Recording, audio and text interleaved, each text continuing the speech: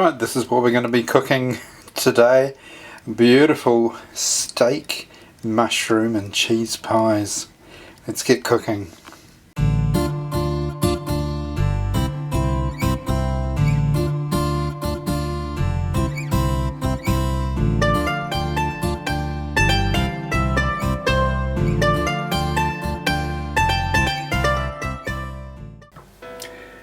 Right, so in this beautiful steak, mushroom and cheese pie we're going to be making today.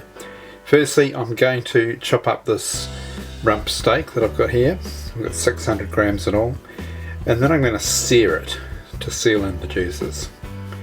Right, and I'll come back once I've got some steam up. And before we go any further, just a word on cutting meat. I've just sharpened this knife now, so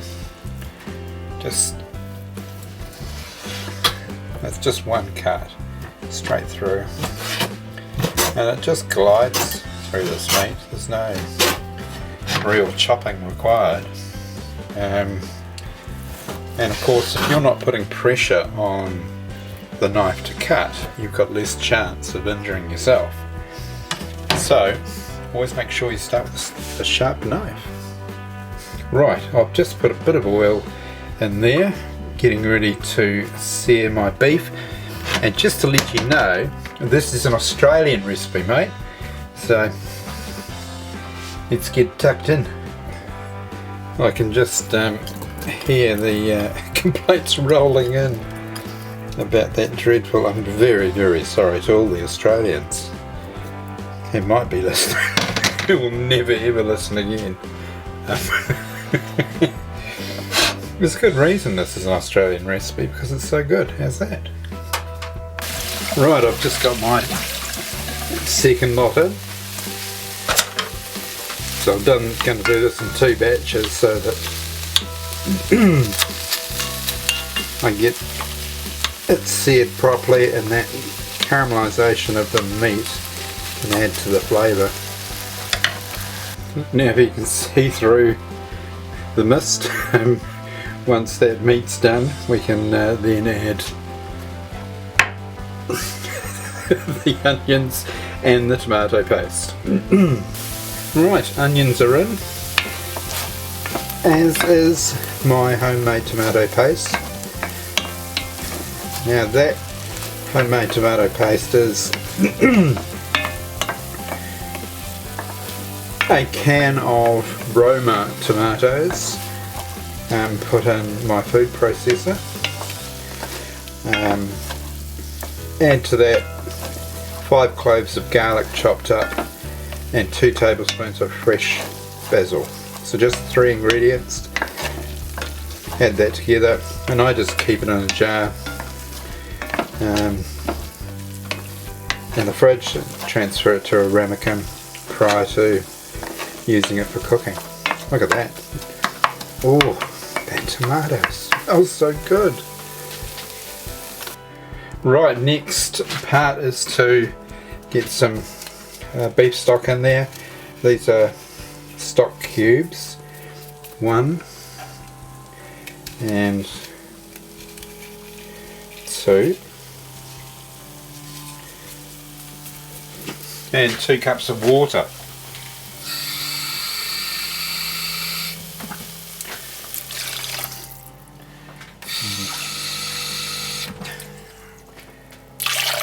And at the same time we can add our chopped mushrooms.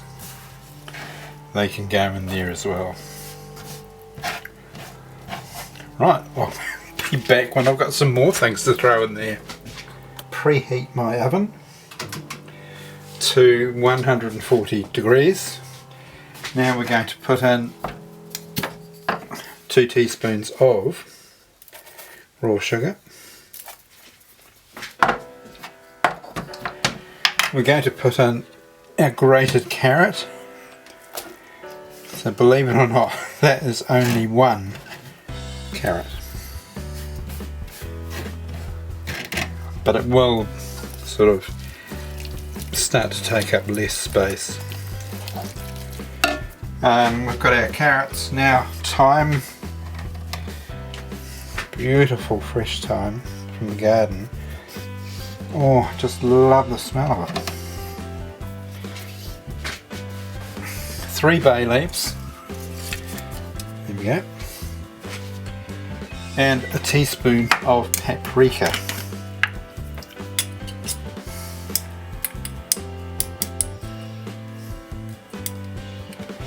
Probably my favourite spice of all time.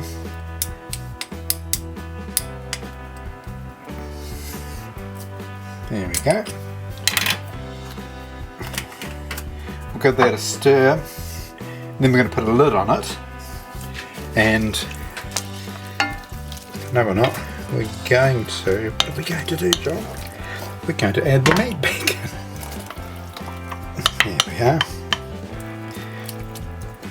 Now at this stage also we're going to add some flour so that we can beef up the thickness. So that's probably equivalent to a couple of tablespoons. That should be thick enough. Remember, it's in the oven, it's not on the stove top, so you're not going to lose as much moisture. Now we're ready to pop this in the oven. Gosh, it just looks absolutely divine. Rightio, back in a flash. Well, actually not. We're going to leave it for 2 hours in the oven. Right, the filling for this pies is almost ready now in the oven. So what I'm going to do is get the pastry all ready and line these pie dishes that I've got. So I'm going to do 4 of them, because I think I can do that fairly easily, or fill them fairly easily. And then if I have any, I know I've got enough pastry to do it, so, and I may even be able to do 5. We'll see how we go. Right, I'm just going to roll this out a bit thinner and then place them in here, and I'll show you how to do that. I'm just going to cut these in half just to make them more manageable on this chopping board here, and then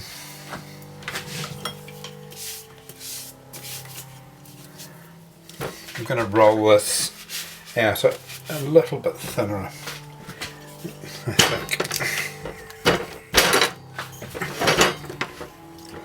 Now I shouldn't need to do anything to these pie dishes.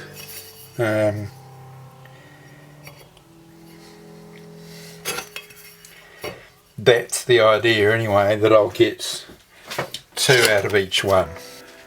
So as you can see, I'm cutting slightly larger than the pie size itself.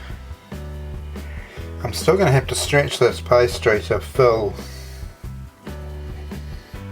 each one, but it should be fairly easy to do.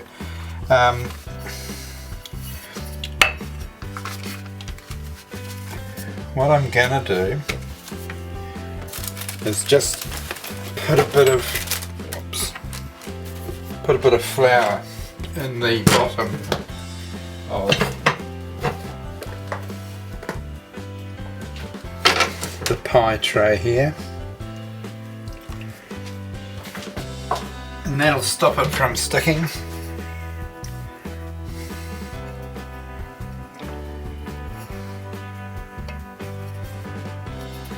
So just tip the excess off, and then we'll pop this in here and we'll spread it out while it's inside. leaving enough on the lip here so that we can put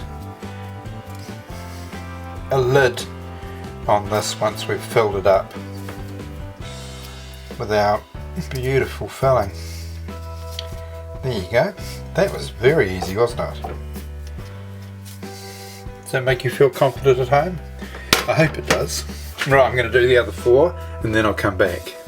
Right, so that is our beautiful pie filling. And the only thing I'm going to do here is just get those bay leaves out.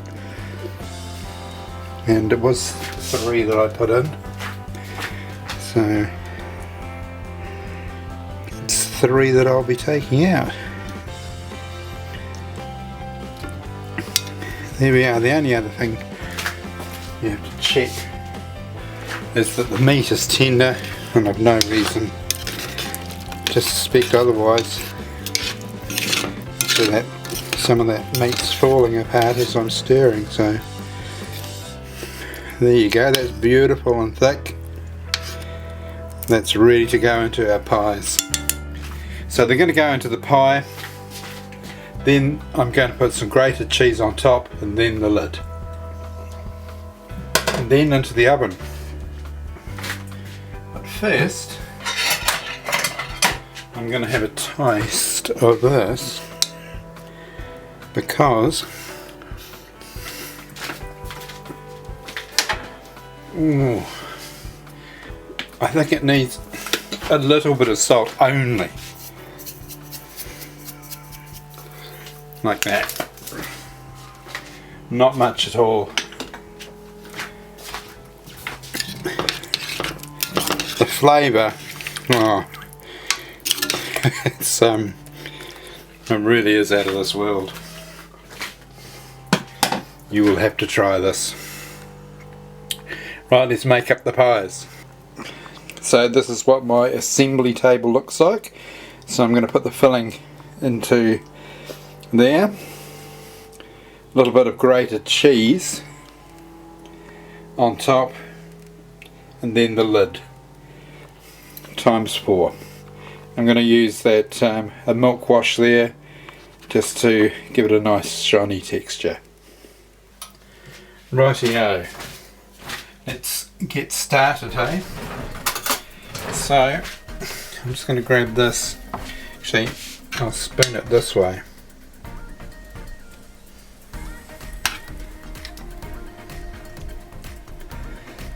So it's not too runny, it's actually pretty good consistency. Oh, that just looks so good. Plenty in there, I don't want to fill it up too much. Now we're going to put our grated cheese here. This is going to be beautiful, this. And to make sure it seals properly, I'm just going to go around the outsides here.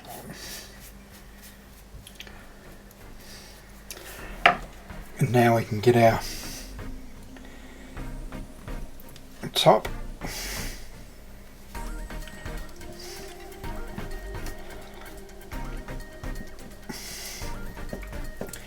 Now because that's sealed, there's nowhere for the heat to get out, so what we do is we make some holes in the top of the pie like this, and then it won't squirt out the sides. So I'll do the other 3 and then we'll come back and pop them in the oven. So there they are, straight out of the oven. Let's have a closer look. So that's what it looks like a bit closer up. Ooh, they look absolutely beautiful. Right, I'm going to get stuck into one of those and then I will catch you on the next recipe.